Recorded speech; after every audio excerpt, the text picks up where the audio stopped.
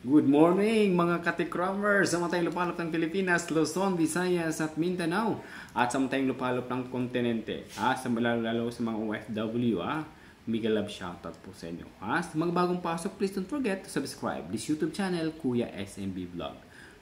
Ngayon mga katikramers, ating pag-uusapan tungkol po doon sa ugat ng issue. Kawalan ba ng manalastas, lalo kay Tatay Tikram, ang pag-alis ni Dave sa poder nila punto por punto. So bago natin bigyan ng reaksyon ang isang vlogger na sinasabi niya pangit daw siya, kulangot daw siya, ba't siya nagsabi sa kanyang sarili, hindi si Kuya SMB.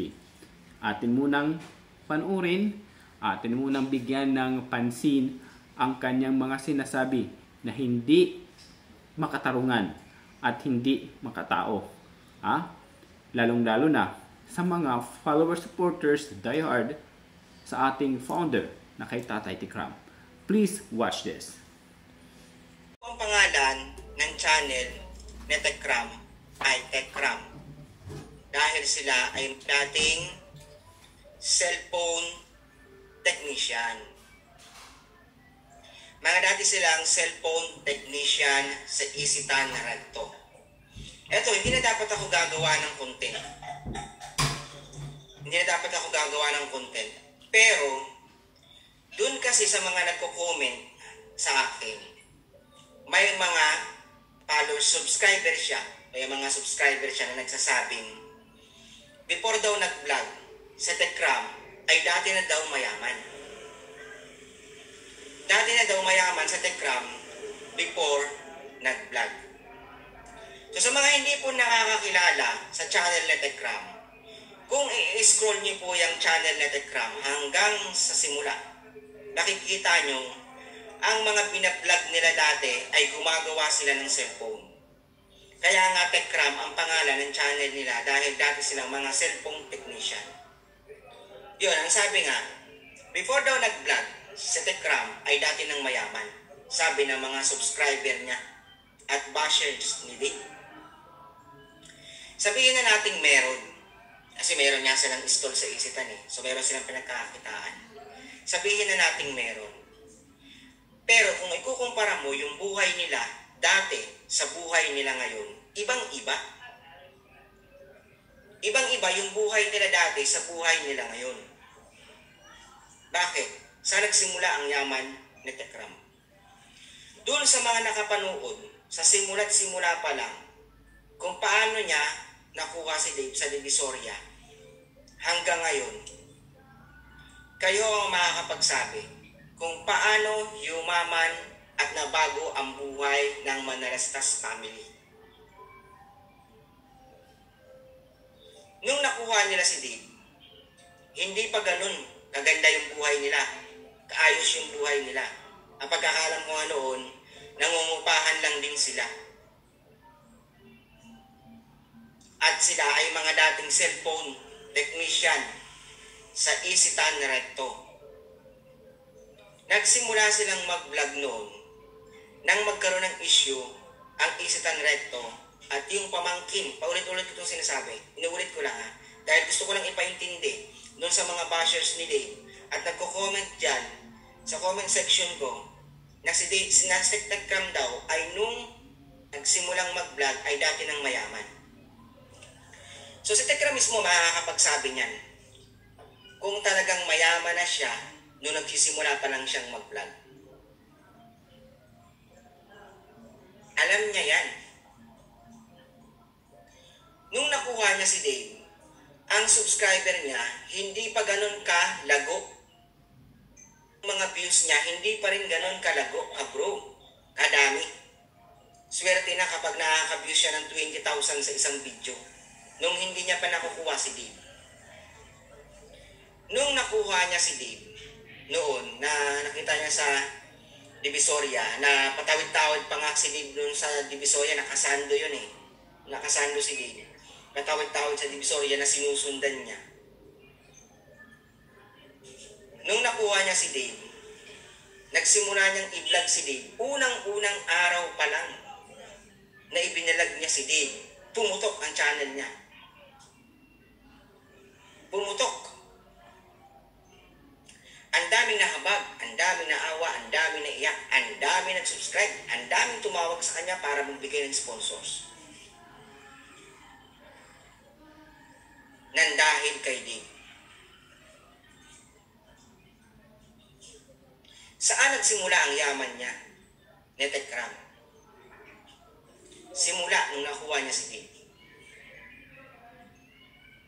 Dahil nung dumating si Dave sa channel niya, nagkaroon ng maraming sponsor si Dave.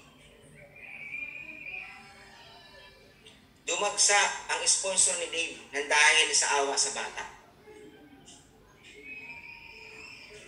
Kaya huwag niyong sasabihin na si Tekram bago nag-vlog, mayaman na. Kung ikukumpara nyo yung buhay niya noon sa buhay niya ngayon, magkaiba. O sasabihin niya naman, siyempre kumita. Siyempre nag-vlog kumita. Yun nga. Kumita talaga siya sa pagbablog.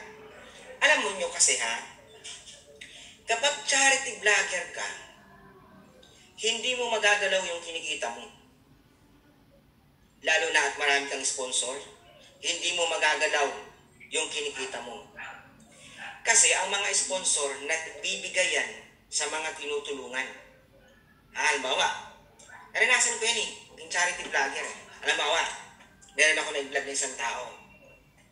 Yung taong yun, merong isang sponsor na naawa. Natawag siya. Natawag yung sponsor. O, tulungan mo to. Tulungan mo tong taong to. Magpapadala ako sa iyo ng pera. Magpapadala ng pera yan, yung sponsor. Pero dahil sa palubag loob, dahil inuutusan ka niya, napuntahan mo yung taong yun, balikan mo, bigyan mo ng tulong, ipapaabot sa'yo, meron ding ibibigay yung sponsor sa'yo. Magbibigay din yung sponsor. O ito, para dun sa itutulong mo. Ito, para sa'yo. Dahil sa inutusan ka ng sponsor, magbibigay din yung sponsor para sa'yo. At kapag nagpadala yung sponsor na yan, nagpapackage yan. Dun sa mga nagustuhan nilang tulungan. Pati yung charity vlogger, may package din yan. May package din yan. Bukod yung package doon sa tinutulungan, bukod yung package sa charity vlogger. Kaya huwag niyong sabihin na si Tekram ay malaki yung kay Dave. Siguro may naitulong man si Tekram nasa 20%. Dahil sa dami ng sponsor ni Dave.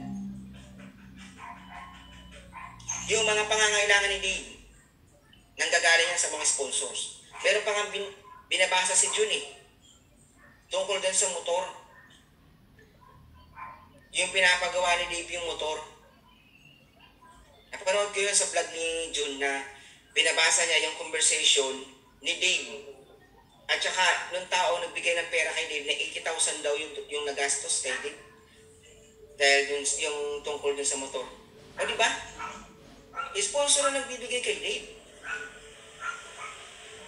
Bukod doon sa kinikita ni Tekram sa ads, bukod yung mga bigay ng mga sponsors, hindi pa ba makakaipon siya niyan? Kung mag-upload si Tekram ng video ni Dave, umaabot ng kalahating milyon, 200,000, 300,000. Ngayon pero nung una pa lang na nakuha niya si Dave, milyon ang views na pumapasok sa kanya. Diba? Aminin man ni Tekram at sa hindi, yun ang totoo. Alam niya yan sa sarili niya. Aminin man niya at sa hindi, alam niya yan sa sarili niya kung saan nagsimula yung swerte niya. Kung saan nagsimula yung yaman niya. Kung paano umakyat yung channel niya at kung paano nabago yung buhay niya. Alam na alam niya yan. Dahil nung nagsisimula pa lang siyang mag-vlog at hindi niya pa natatagpuan si Dave. Hindi pa ganun kalaki ang subscriber niya at views niya. Nung natagpuan niya si Dave, biglang pumutok yung channel niya.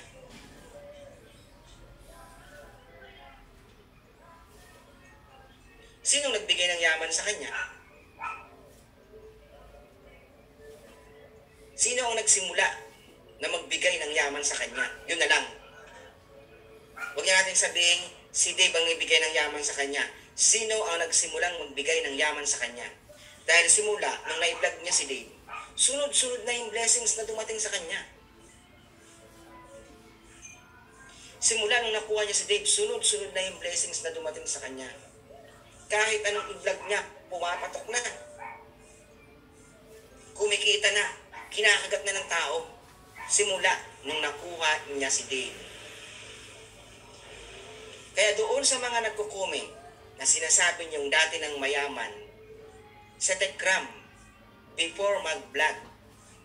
Ha? Yung mga nakapanood dito, simula't simula hanggang ngayon, alam niyo yan. Saan nagsimula ang swerte ni TechCram? Sino ang unang nag-ambag ng yaman kay TechCram? So mga ka-TechCrammers, ngayon magbibigyan na tayo ng reaction regarding po sa imo na po yun, ha? Kung anong pinagsasabi niya. Kasi sabi nga niya sa video, di ba, napanood nyo na kung wala daw si Dave, na hindi dumating si Dave sa poder ni TechCram, hindi aangat, hindi yayaman si TechCram. So by step, atin yan pagbibigyan ng panahon, punto por punto. So dito muna tayo, mga ka-TechCram. Sabi kung paano naging maayos ang buhay ni TechCram, kung paano naging maunlad ang channel ni TechCram, at kung paano dumami yung mga subscriber ni TechCram, at kung paano nagkaroon ng aming sponsor sa TechCram. Sa mga sumubaybay po. Alam mo, Brad Imaw, why na dumating yun kay Tatay TechCram? Dahil po sa kanyang pagpupursigi sa pagbablog. Lahat naman tayo freedom na mag-vlog, gagawa ng content kung anong dapat gawin na mapansin tayo ng madlang tao. Yung mga viewers, madlang people.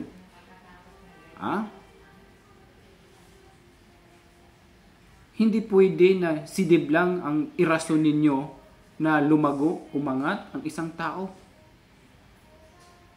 Halimbawa, kung si Dave lang, makikilala kaya siya? Kung wala kay Tatay TechCram, makikilala kaya si Dave? You take note that. Isipin din ng isipan. Gamitin din ng isipan. Bago tayo magbitiw ng silata pag may time. Parang pinapalabas mo dito na si Dave ang malaking papel sa channel ni TechCram. Si Dave ang naging tulay kung bakit yumaman si Tatay TechCram this time. Ating ipagpatuloy, mga ka-TechCrammers. Yung mga sinasabing mamaw na to. Siya hindi naman nagsabi na mamaw siya. Okay? So, ipagpatuloy natin. Sponsor sa TechCram. Sa mga sumubaybay po at nakakasubaybay po kay TechCram simula nung nagsimula siyang mag-vlog hanggang ngayon, ay alam niyo po ang totoong kwento. O, alam namin. Sa TechCram po, medyo masilaw lang. Ay dati ko nakita. Even kami nakita din namin kasi siya ay vlogger. Meron silang install doon ng mga cellphone. Nagbebenta sila, gumagawa, nag-upload, masilaw. nagda-download. Yun ang kanilang business noon. O, anong problema doon? O bakit nahihinakit ka? Bakit nahihinakit? Bakit nasasaktan ka kung yun ang mga naging hanap buhay nila noon? Dahil sila ay dating cellphone technician. O, anong problema kung naging cellphone technician nila? Sila. Cellphone technician sa Isitan na Radto. Ito, hindi na dapat ako gagawa ng content. Pero, anong ibig mong sabihin dito? Bakit gumawa ka ng content? Anong ibig mong sabihin dito? Bakit gumawa ka ng content na masira si Tatay TechCram? Na why na nagawa ni Dave ang ganong mga gawain dahil may ginawang mali sa poder ni Tatay Tekram? Ganun po ba ang ibig mong sabihin? Anong ibig mong sabihin? Anong gusto mong ipalabas dito sa social media? Take note this. Kahit anong ikot-ikutin man ninyong kwento, why na yumaman si Tatay Tekram, why na kung ano man ang naabot ni Tatay Tekram ngayon dahil sa kanyang pagpupursige. Yung sinasabi niyong walang-wala si Tatay Tekram nang hindi pa nakilala si Dave, maling-mali po yun. Kasi noon si Tatay Tekram, the founder of this community, ang alam ko, dahil matagal na ako nakasubabay sa kanya, may pinapatay siyang bahay noon pero hindi pa tapos. Yun lang po yung alam ko. Okay? Kung ano man ang naabot ni Tatay Tekram this time, Imaw, wala ka doon pakialam doon. Why nakuha ng ni Tatay Tekram yung mga anong nakuha niya ngayon? Because of kanyang pagsisipag, pagpupursige. Ha? Kasi ang pinapalabas nyo dyan na si Dave ang naging susi. Okay? Yun ang pinapalabas nyo eh.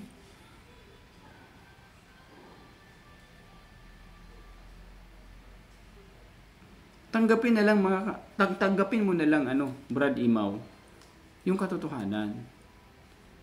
Okay? Hindi naman pinaalis si Dave. Kusa siyang umalis. Bakit nanihinakit kayo?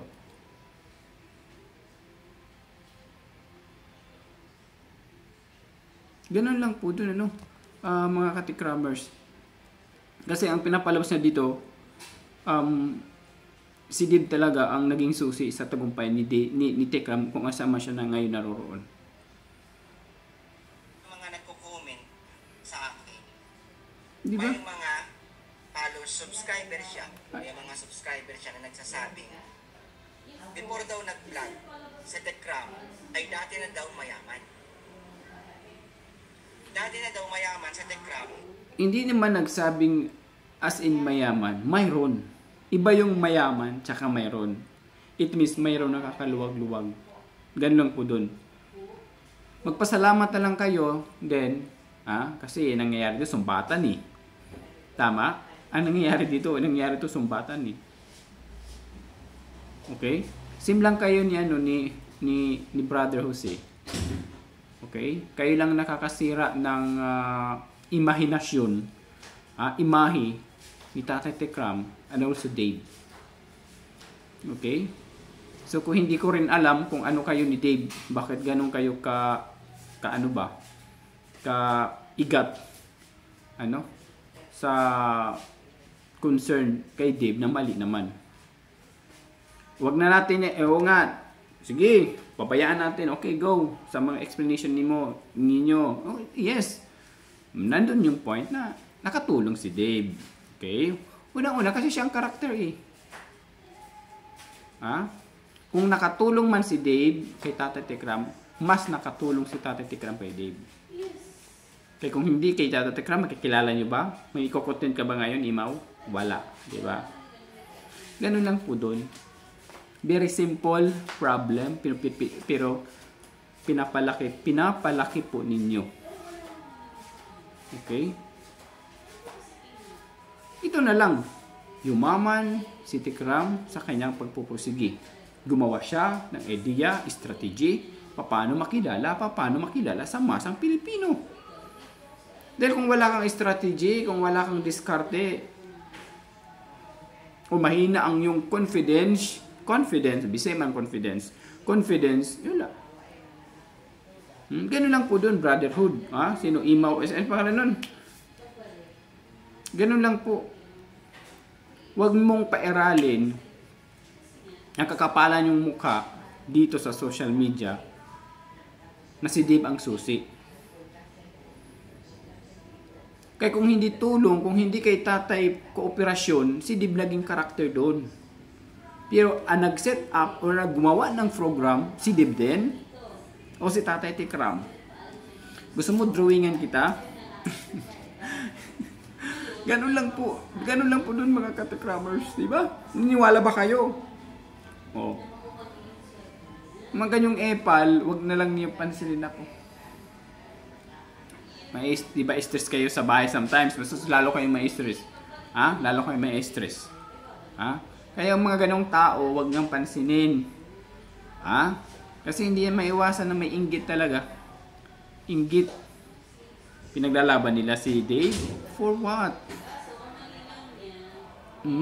Kasi may sinabi pa sila na yung pera daw, regarding sa pera. Na-NC daw yung pera, binigay ng sponsor kay Dave, kinukuha daw ni Tatay Tekram.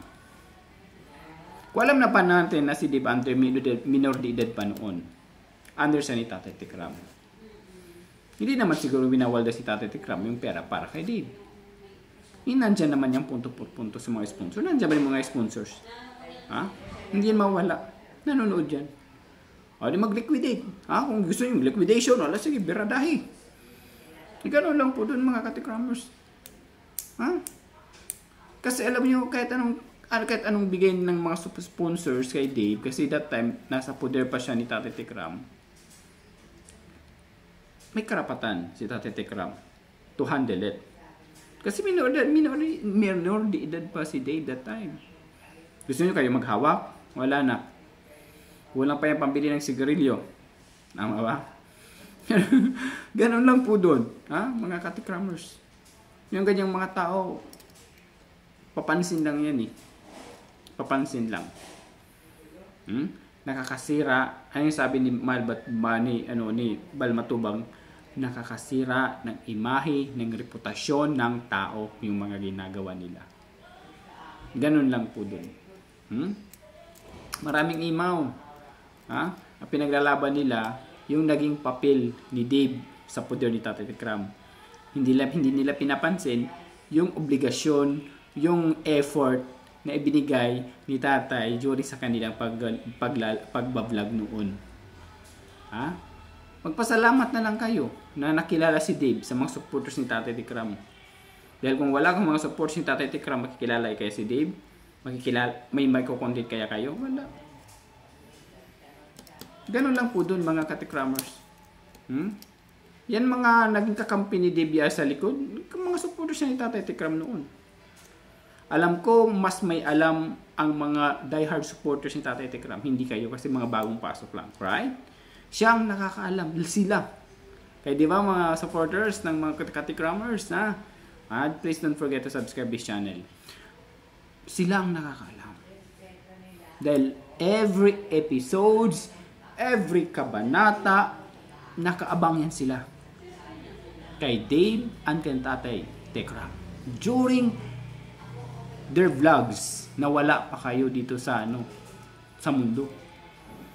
Bakit saan kami simbing? Nasa kabilang mundo. Kaya nga si Brother Jose, saka yung iba kasi alam ko bago ka lang vlogger hindi ka na pwede i-accept. Kaya lang sobra-sobra ng mga binabanat mo. Okay? Kagaya rin kay Jose. Ha? Kaya nga inaayawan siya ng mga founder ng mga malaking vlogger dito sa social media kasi kakampi mo siya ngayon pero at the end kakalabanin ka niya. Isa siyang ahas. Okay? Ahas siya. Ha? Sa lipunan dito sa social media. Yun lang naman ang obserbasyon ni Kuya SMB sa kanya. Sa mga narinig kong mga founder, narinig kong mga vlogger dito sa social media. Kahapon, grabe ang sigaw ni Bal Matubang. Galit na galit siya kay BG. Dahil nanghimasok na naman ng ibang buhay na may buhay. Tapos siya kay Kalinga Prap, tapos na siya doon eh. Siguro hindi nagwagi, lumipat dito kay Tekram community. Okay? Huwag nang pansinin. Ha? Tsaka ikaw Kurimaw, kung sino ka mang Pilato, bago ka magbitiw ng salita, kailangan mo rin ng konfirmasyon. Okay, may point ka. Yes, nung walang-wala si Tatay Tekram, kasi siyempre lahat tayo nagsimula ng walang-wala. Hanggang sa pagpupursigi, kapag sumikap ang tao, magpursigi, uusbong at uusbong. Ha? Ang tinatahak ng buhay. Ganun lang po dun. Why na kung ano ang natamasa na ngayon ni Tatay Tekram? Dahil sa kanyang pagsisikap, pagpupursige. Okay, hindi yung nakuha yun na sa paninira ng tao. Okay? Hindi naman sinasabi namin na hindi nakatulong si Dave sa vlog ni Tatay Tekram. Hindi naman namin sinasabi. Yes, may naging papel, may naging karakter si Dave sa mga content ni Tatay Tekram noon. Pero wag nyo naman sabihin na it's because kay Dave walang pera ngayon si Tekram. Walang mga support sa darating.